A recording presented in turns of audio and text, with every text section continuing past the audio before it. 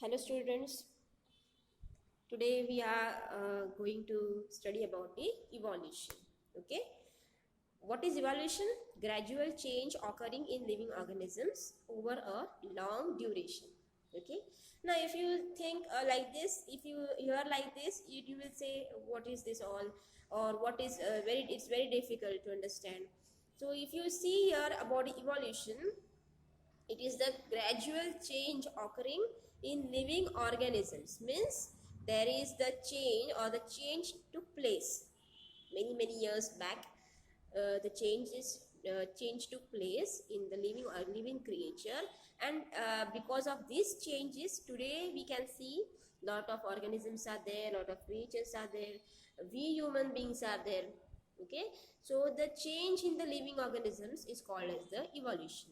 Now what is evolution? How does it takes place? Okay, so it is said that 3.5 billion years ago life had been non-existence on the earth.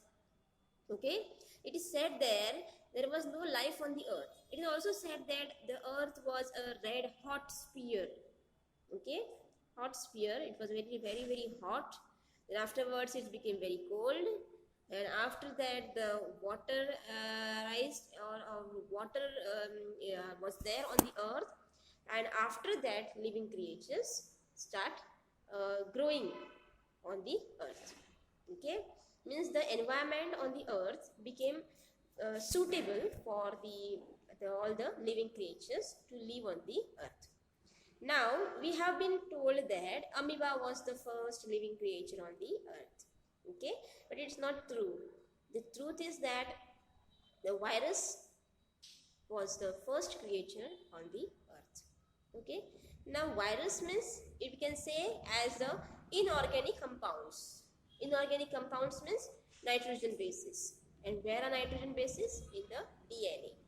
Okay, means the certain environmental conditions took place on the earth many years back, billion years back, and because of that these inorganic compounds started growing, or they were produced in the water, and after that this DNA like things, they got the coverings, or we can say they converted into the first living creature.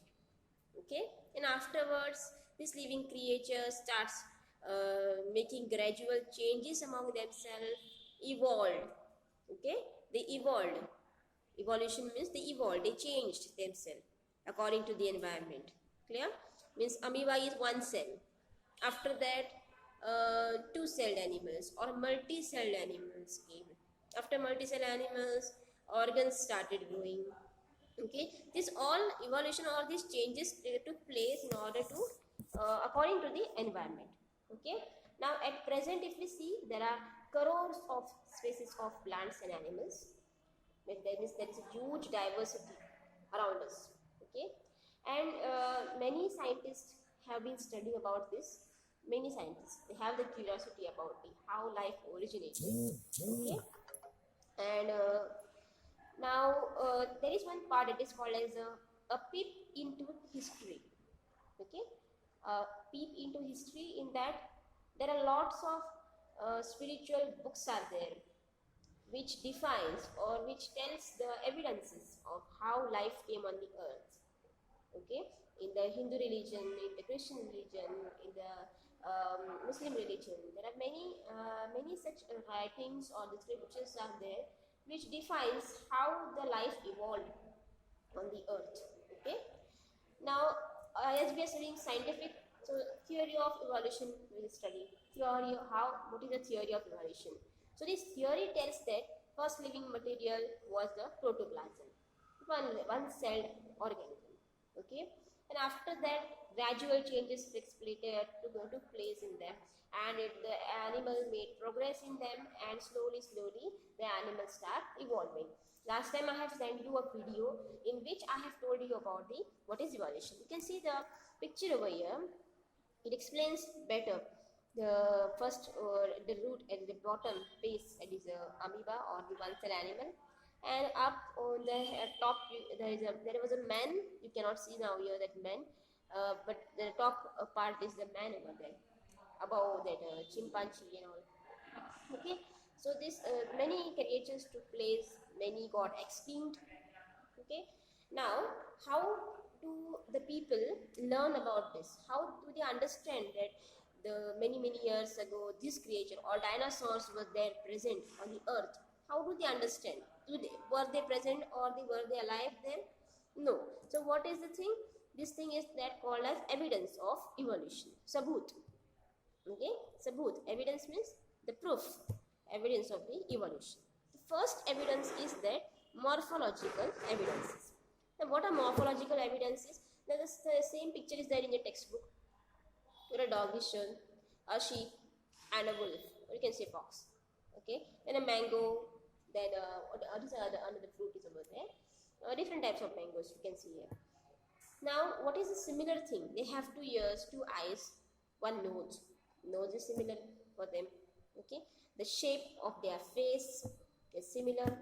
Now if you see the down plants, leaves are similar, little bit similarity is there between them. Okay, the structure of their nose, okay, the ears, then the hair on the body, there is some similarity between these organisms. Clear? So these are the evidences called as the morphological evidences. According to this, we can tell that yes, okay, so this all these creatures are born accordingly or evolved accordingly. Now, second is the anatomical evidences. Here you can see the first is the human hand, the bone. Anatomical means study of the bone structure. Second is about the cat. Third about the whale, and fourth is about the bat. So if you see carefully that there is no lot big similarity between them. Okay, but as you see the bone structure for the man, okay, 5 fingers, similar for the bat, 5 bones are there. Okay, the structure of the human bone of the arm down, okay, from the ankle, from the wrist to the elbow, similar to the cat's bone. Okay, you can see the similar colors which are shown here, they are little bit similar to the structures, similar in structure. Okay, so there is similarity in structure of the bones and the bony joints in organs of each of these animals. So this similarity indicates that those animals may have the common ancestor. Common ancestor means they came up through the one ancestor or the similar ancestor, similar animal.